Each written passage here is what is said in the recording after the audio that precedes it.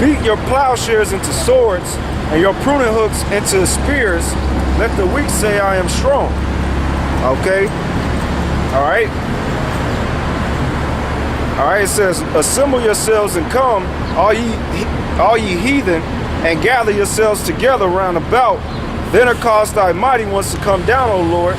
Let the heathen be wakened and come up into the valley of Jehoshaphat, for there will I sit to judge all the heathen round about. Okay? All right? The valley of Jehoshaphat is basically the valley of the Lord's judgment, which is over there in the Middle East, where all this chaos and turmoil is building up over there, and all these nations and their armies is gathering over there for war. Okay?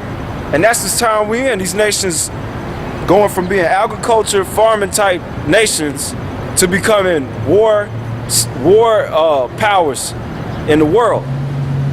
Okay?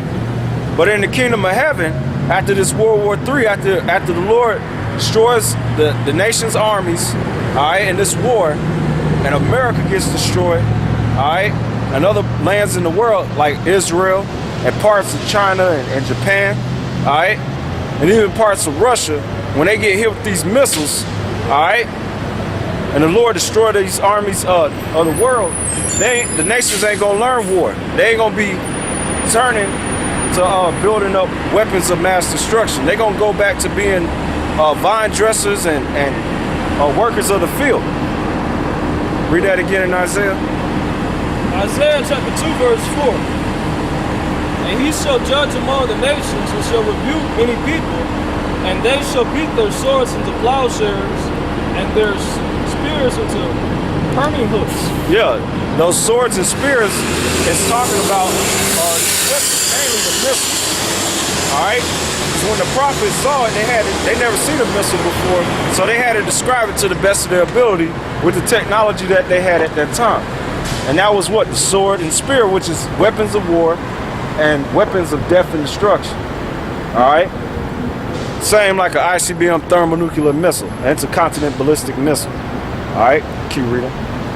Nation shall not lift up sword against nation, neither shall they learn war anymore. That's right. So these people crying for world peace, all that. Well, peace ain't gonna come to the earth until the Lord come back.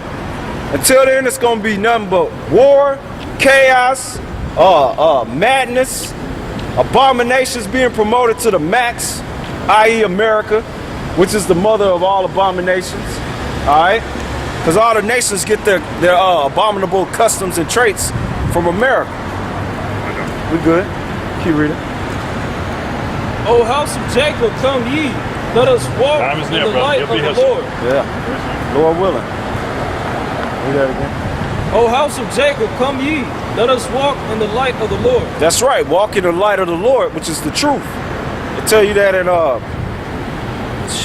Proverbs chapter 8, verse 23. All right? And I think it's in Isaiah chapter 8 to say that too. All right? That the law of the word is the light. Okay? And them that don't speak it, there's no light in them. So the light is the truth. And who you really call Jesus Christ, he was known as the light for Israel. Because that word world, which people get it twisted, in the Greek right there is cosmos, which is a specific arrangement of government. And that arrangement of government is talking about the nation of Israel. So like Isaiah said, we're supposed to walk in the light, meaning walking in the ways of the Lord, following the anointed one. All right, Yahushua, keep reading. Therefore thou shalt forsake thy people, the house of Jacob, because they have replenished from the east, and their soothsayers like the Philistines, and they please themselves in the children of strangers. Yeah, and that's why we in the predicament we in now. All right, you got our people that go to soothsayers and like going to these heathens and dwelling amongst them. All right, that ain't gonna happen in the kingdom of heaven. Everything's gonna be segregated. Okay, go back to Zechariah, Zechariah 9 and 10. All right.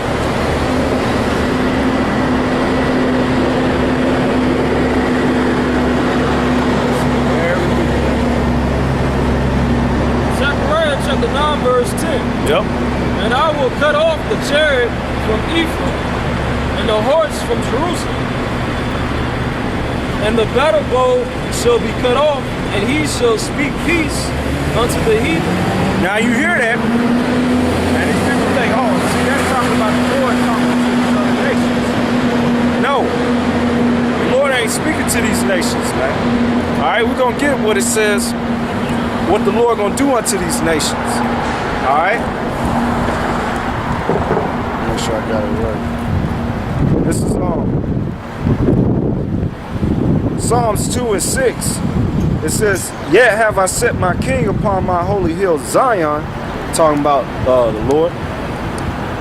I will declare the decree, the Lord hath said unto me, thou art my son, this day have I begotten thee. Ask of me, and I shall give thee the heathen for thine inheritance, and the uttermost part of the earth for thy possession. Thou shalt break them with a rod of iron, thou shalt dash them in pieces like a potter's vessel. So where's, you might say, oh, that's a contradiction. No, it's not. That's talking about the Israelite foreigners in Zechariah 9 and 10. Okay? Not these other nations. These other nations are going to get beat into submission, all right, under the Lord, according to prophecy.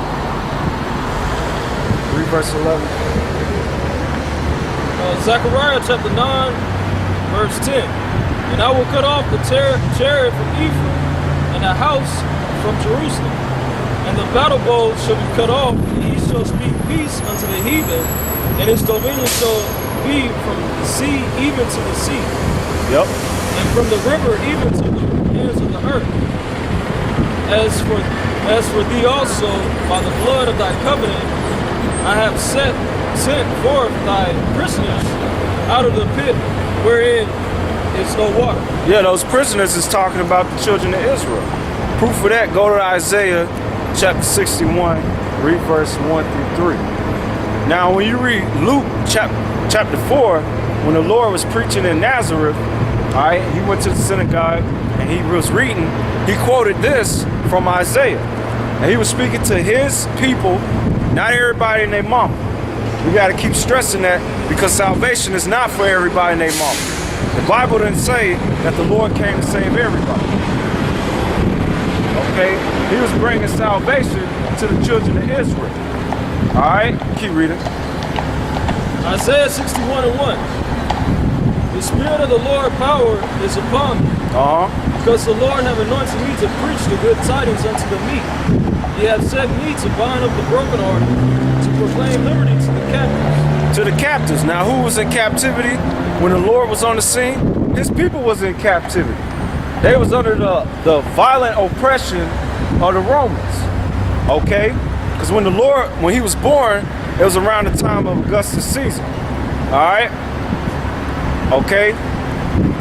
If I'm not mistaken, it's either Augustus or Tiberius. All right? Hold on, let me check real quick. Slide.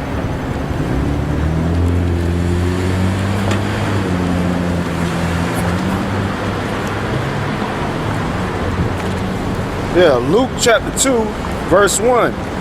And it came to pass in those days that there went out a decree from Caesar Augustus that all the world should be taxed. Okay, so the Lord was born around the time of Augustus Caesar. All right, and it tells you in Matthew chapter 11, when the Lord was teaching the people that John the Baptist was that Elijah that was to come before him. All right, before the Lord was to come. All right, so that they would recognize that he was that the chosen one. All right, he quoted Malachi 4 verse 5 and 6. Okay, and he said that the kingdom of heaven, which are the people, before it's a place, proof of that is Luke 17 verse 20 and down, all right, that they suffer violence, and the violent take it by force, which is the Romans. Now, who was the ancient Romans? It was these so-called Caucasian people. They call themselves Caucasian, all right? Yeah, y'all was the ancient Greeks and the ancient Romans. Don't they teach you that in school, right?